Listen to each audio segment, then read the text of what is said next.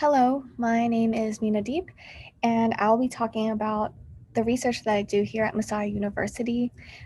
This revolves around the cryopreservation of human red blood cells for laboratory propagation of Plasmodium falciparum. So, Plasmodium falciparum is a parasite that causes malaria, and every year, approximately 219 million cases of malaria occur worldwide. 90% of those cases are due to Plasmodium falciparum. This disease is primarily transmitted through the Anopheles female mosquito, but recent research has shown that this mosquito is starting to build resistance against current preventive measures, and they're starting to behave differently. So they're starting to wake up earlier within the evenings rather than later. This is important because usually people sleep with nets to prevent mosquitoes from getting them at night. But if mosquitoes are waking up earlier, that specific countermeasure doesn't work as well. So some of the symptoms that someone might experience when they have malaria is fever, nausea and vomiting, respiratory distress, anemia, and cerebral malaria. A lot of these adverse symptoms affect pregnant women and children, unfortunately, because of their compromised immune systems. So, some of the reasons why we are doing this research is because usually in sub Saharan Africa, these places lack fresh, uninfected blood that can be used to culture and study the pathology of this disease. And they also have a lack of liquid nitrogen to store the blood. And so our research collaborates with the Mata Research Trust over in Zambia. And this is in collaboration also with the Johns Hopkins Malaria Research Institute Field Research Station. Over there, they culture patient isolates of the parasite. But like I mentioned before, they have limited local quantities of fresh, uninfected blood.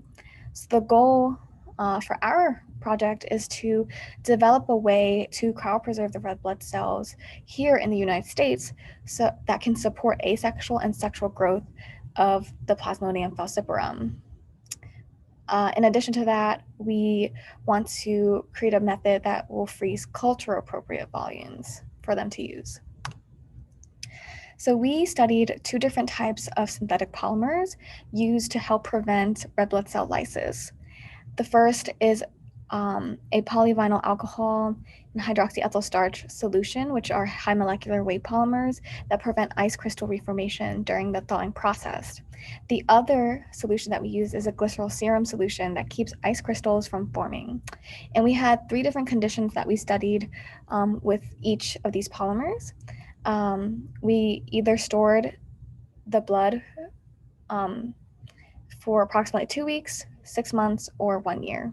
And these are all stored in negative 80 degrees Celsius because that's the freezers that Macha Zambia has access to.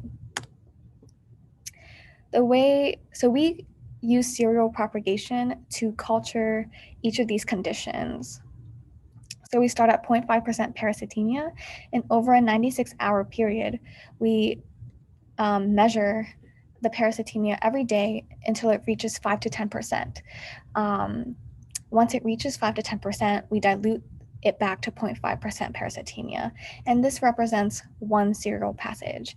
Usually, people will use 96-hour assays to study the pathology of malaria, but we are trying to see whether or not these cryopreserved bloods can sustain multiple serial passages. So we will continue to monitor the parasitemia and dilute it back to 0.5%, depending on how many cycles the blood is able to sustain.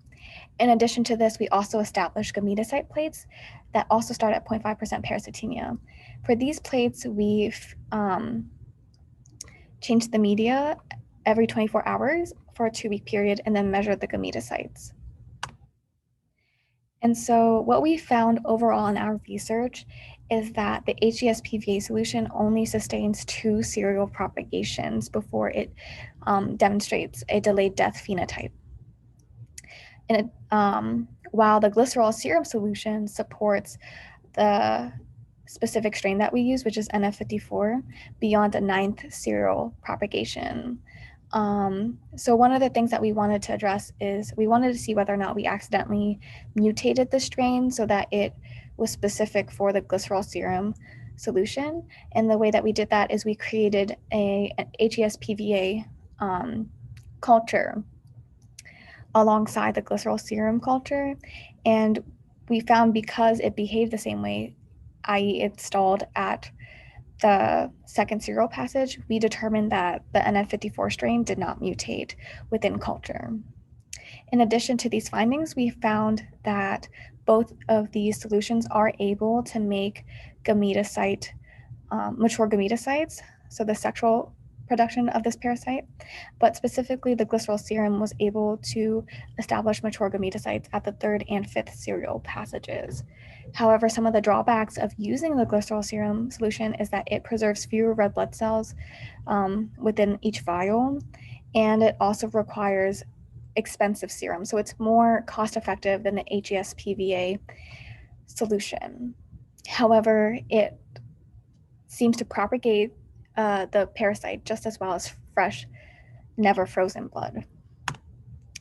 So just to summarize our findings, both of these polymers are able to support asexual serial propagation, but the HESPVA is only able to support up until a second propagation, whereas the glycerol serum cryopreserved human blood is able to support a ninth dilution and replating. And we find that it can probably go beyond that. In addition to that, we also found that both of them can support the development of mature gametocytes during the first serial passage, but the glycerol syrup solution can support mature gametocyte development at multiple points within the serial passage. In the future, we hope to either help and supplement the HESPVA solution, either to support it beyond a second serial passage. We also hope maybe to metabolically invigorate the red blood cells before freezing the HESPVA.